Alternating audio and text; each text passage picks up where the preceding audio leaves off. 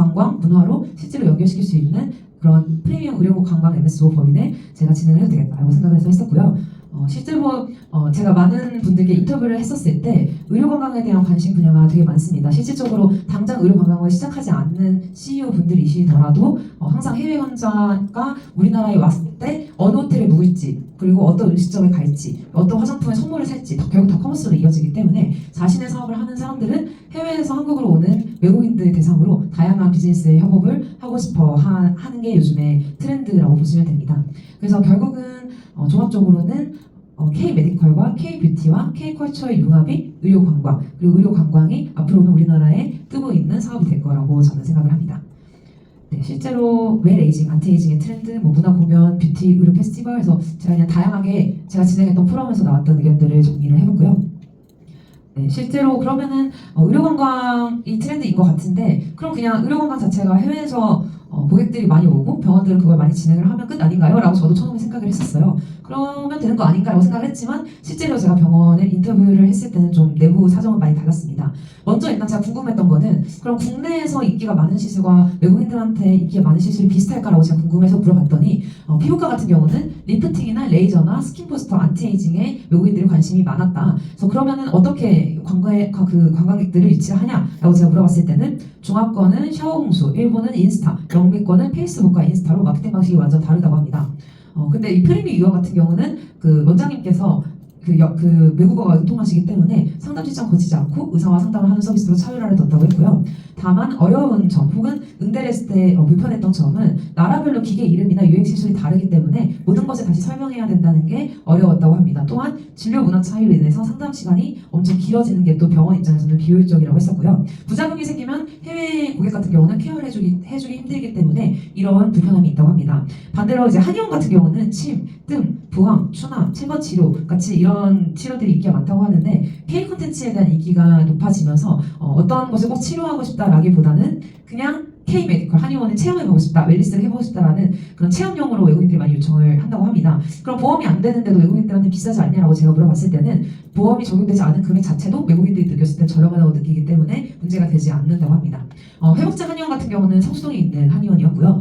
마케팅 방식은 접근성 자체가 성수이기 때문에 접근성 자체에서 그 성수 자체가 유명하기 때문에 성수에 관광객이 놀러 온 김에 가볍게 들릴 수 있는 위치적인 장점이 제일 컸다고 하고요. 그 다음에 한의원답지 않은 최상급 회복 의료기기나 질병 치료 이상의 회복 컨셉 프로세스, 그리고 또 이제 들어오는 유입의 경로는 네이버 블로그와 인스타그램, 그리고 서울특별시에서 지정한 서울 뷰티 웰니스 채널에 소개가 된 게 또 효과가 크다고 합니다. 한의원 쪽에서도 주기적으로 관리 및 치료를 해주면 좋은데 단발성인 게 아쉽다고 했습니다.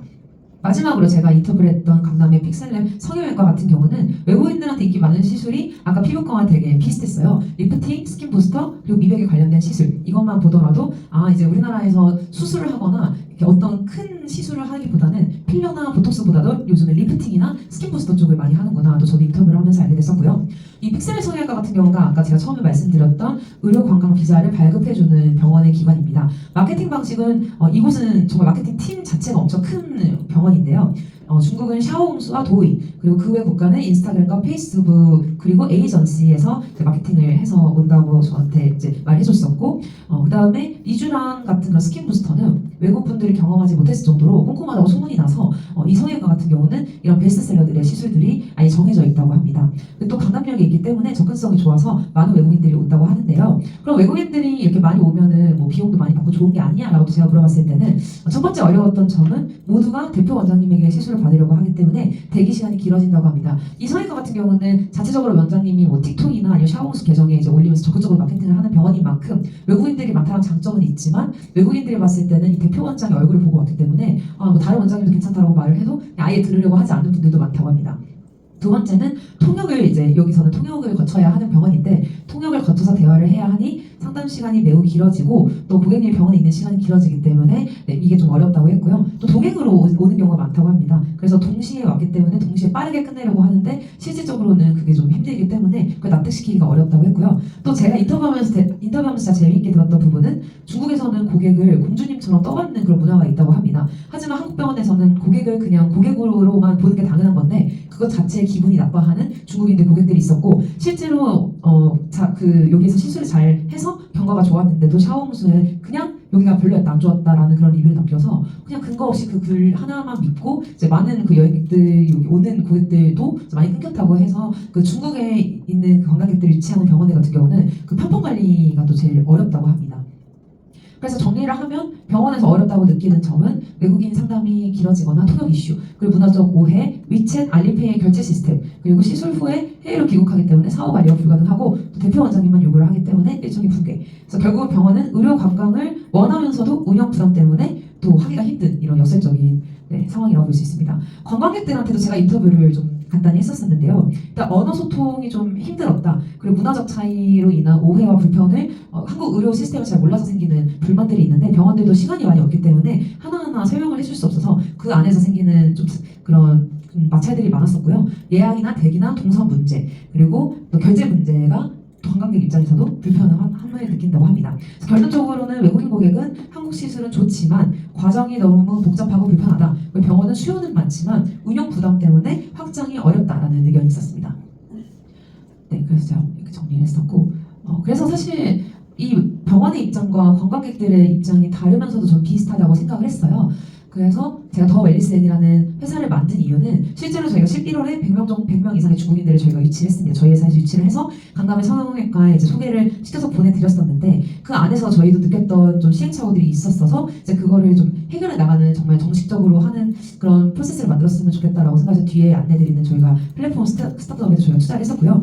실제로 더 웰리스앤이라는 회사를 잠깐 소개를 시켜드리면 저희 같은 경우는 이제 해외 환자를 유치시킬 수 있는 네트워크를 가지고 있으면서 저희 회사만의 장점은 제가 연주자 출신이기 때문에 저희 회사에 소속된 연주 팀들이 많습니다. 뭐 뮤지컬 팀이나 성악팀이나 국악 클래식 팀이 있기 때문에 외국에서 만약 VIP들이 오거나 뭐 중국 분들이 오셨을 때 그 10명 분들을 위한 연주회가 있는 뭐 VIP 만찬이나 VIP 살롱을 열 수 있다가 저희 회사만의 장점인 것 같고요. 그 다음에 시술, 뷰티, 숙박, 투어 패키징이 결국은 올인원이기 때문에 저희 회사의 MOU 맺은 회사들이 호텔부터 레스토랑 아니면은 그런 제품 K 메디컬, 뭐 K 코스메틱 다 저희가 MOU 맺었기 때문에 이 올인원으로 진행을 하기 편리하다. 그리고 향후 저희의 계획은 나중에 이제 저희가 펀딩을 열어서 메디컬 빌딩을 협업을 하거나 아니면은 해외 VIP 파워 혹은 살롱의 그런 국제 행사, 더 웰리스앤 페스티벌을 저희가 전 세계적으로 여는 거를 계획을 가지고 있습니다. 네, 실제로 그러면 어떻게 이 더 웰리스앤이 의사 입장과 관광객 입장을 서로의 니즈를 충족시킬 수 있는지를 설명시켜 드리도록 하겠습니다. 네, 먼저 지금 관광객들이 증가를 하고 있고 또한 국내 여행의 시장 규모도 많이 늘고 있습니다. 실제로 한류에 대한 콘텐츠의 인기도 덕분에도 한국에 많은 관심을 가지고 있고요. 아주 여행자 관점의 문제에서는 반복되는 상품과 경험, 한국에 가면 그냥 한복 입고 경복궁 가는 게 전부 아니냐라고 하시는 진짜 그렇게 말하시는 분들도 있으셨어요. 아니면 언어나 정보 접근성이 부족하다라는 이런 불만이 있었고 소상공인 입장에서는 홍보가 너무 힘들다. 그리고 마케팅 비용이 부담이 된다. 글로벌 고객 유치가 어렵다라는 의견이 있었습니다. 그래서 저희 회사에서 저번 달에 지분 10%를 인수한 회사인데 노만이라는 어플이에요. 여행, 뷰티, 의료를 자동 패키징화하는 AI의 슈퍼 앱으로 내년 3월에 출시 예정이고 지금 개발은 거의 완료가 되었습니다. 이 어플 같은 경우는 여러분들이 또 잘 아시겠지만 맛집 하면 캐치 테이블이 있고 뭐 여행하면은 마이리얼 트립이 있는데 저희 회사 같은 경우는 해외 관광객들을 포커싱으로 한 어플에 투자를 했기 때문에 결제 시스템 자체가 이제 위챗이나 아니면 알리페이랑 다 연동이 되어 있습니다. 실제로 광고 없는 실제 후기에 기반의 여행 추천 엔진으로 AI 번역 기능이 들어있고 맛집, 숙소, 체험, 뷰티, 의료가 예약이 한 어플 안에 통합으로 이용을 할 수 있습니다. 또한 위챗 로그인, 위챗 알리페이, 페이팔 결제가 가능하고요. 노쇼 방지를 하기 위해서 보증금 제도도 있습니다. 실제로 AI 맞춤 여행 코스에 자동 생성을 할 수 있는 기능도 저희가 넣었고요. 제주도에서 이미 1,500명의 테스트를 했을 때 만족도는 90% 이상이 나온 어플입니다. 실제로 비슷한 시스템에 비슷한 어플들은 있는데 이제 뭐 여행 쪽 아니면은 뭐 어디에 되게 육아 쪽 혹은 시장의 MG 약간 이렇게 너무 국한되어 있던 경우가 많기 때문에 저희는 이제 이런 올인원으로 되어 있는 이 플랫폼에 같이 저희가 신사업으로 투자를 해서 진행을 하고 있고요. 이거 같은 경우는 아까 제가 말씀드렸던 거를 표로 정리를 해놓은 건데 여행 플랫폼뿐만 아니라 의료관광이나 뷰티나 K컬처를 다 이용할 수 있게 해서 저희가 확장을 하면 나중에는 우리나라에 있는 공연들이나 K문화를 알릴 수 있는 그런 페이지도 추가를 해서 한국 자체를 알리는 문화 콘텐츠의 플랫폼이 됐으면 좋겠다라는 비전도 저희가 가지고 있습니다. 그래서 아까 제가 병원의 페인포인트들을 말씀드렸을 때 결국 시술의 기계명이 다르다, 통역이 좀 힘들다, 아니면 대표 원장만 찾는다, 결제 시스템에 대한 불편함이 있다, 그리고 사후 관리가 힘들다라는 것을 저희가 다 이 플랫폼과 저희 서비스 안으로 이제 해결이 될 수 있다라고 생각을 했었고요. 실제로 이번에 한 번 와서 한국에 와서 이 시술이 좋았을 때 3개월마다 관리를 받아야 된다라고 하면 한 1년에 4번 정도 방문을 한다고 했을 때 그런 의향이 있냐라고 제가 외국인 몇 분한테 인터뷰를 했었는데 충분히 의향은 있지만 그 시술이 내게 정말 효과 있는 게 증명이 됐으면 좋겠다. 그리고 아직은 한국 병원들이 뭔가 외국인들한테는 좀 비용을 높게 받는다라는 그런 인식이 있기 때문에 내가 받는 비용과 서비스가 약간 좀 너무 소위 저희 말해서 덤탱이 씌우지 않았으면 좋겠다라고 외국인 분들이 말씀을 하셨습니다.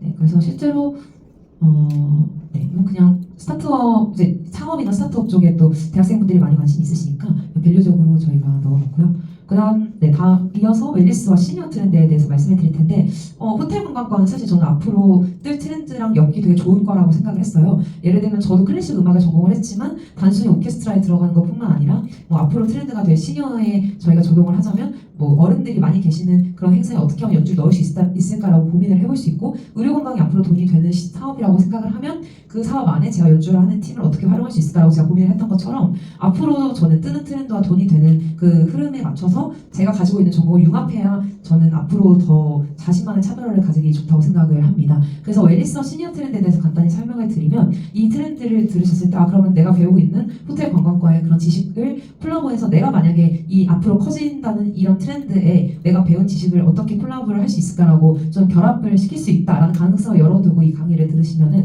더 효과적으로 들으실 것 같습니다. 저도 대학교 때 이제 외부 강사분들이 오셔서 강의를 하시면 그냥 저게 나랑 관련이 있나라고 해서 집중을 잘 못했던 기억이 있는데 실제로 그렇게 생각을 하다가 어느 순간 어쨌든 이왕 시간이 주어진 거고 저 강사 하시는 분은 내가 죽을 때까지 공부할 수 있으니 저분이 알려주는 지식을 내가 활용할 수 있는 거에 융합을 시켜서 내가 앞으로 뭘 하고 싶은지 그리고 앞으로 트렌드에 맞춰서 내가 어떻게 살아갈 수 있을지에 대해서 생각을 해볼 수 있는 그냥 그런 나에 대해서 돌아보는 시간으로 가지자라고 제가 대학교 때 생각을 했더니 같은 강의를 들어도 제가 사회에 나와서 했을 때 그 강의 내용이 가끔 생각날 때가 있더라고요. 그래서 저의 강의는 길지 않기 때문에 저 좀 더 재밌게 들으셨으면 좋겠습니다. 그래서 그 다음은 제가 웰니스 시니어의 트렌드에 대해서 간단히 말씀을 드릴 텐데 사실 누구나 납득을 하실 수 있는 정도로 인구 구조는 변화하고 있고 시니어들의 소비력은 증가를 하고 있습니다. 그래서 사회와 기술 환경 변화에 따라 트렌드로 변하고 있는 시니어 사업인데요. 실제로 시니어의 높은 소비력은 그래서 저희 같은 경우는 책 출판 사업 자체가 시니어를 대상으로 하는 사업이기 때문에 시니어들의 니즈는 결국 자기 실현의 욕구가 강하고 은퇴 후의 시간적과 정서적 여유가 많기 때문에 충분히 내가 가치가 있다라고 생각하는 것에서는 돈을 쓸 용의가 있다라고 많이 말씀을 하세요.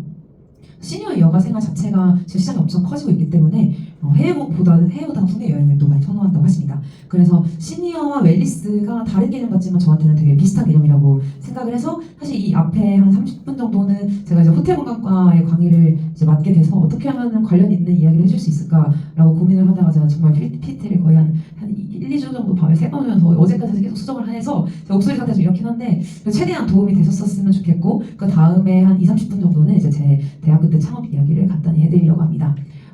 사실 저도 그냥 23살 때 아무것도 준비되지 않은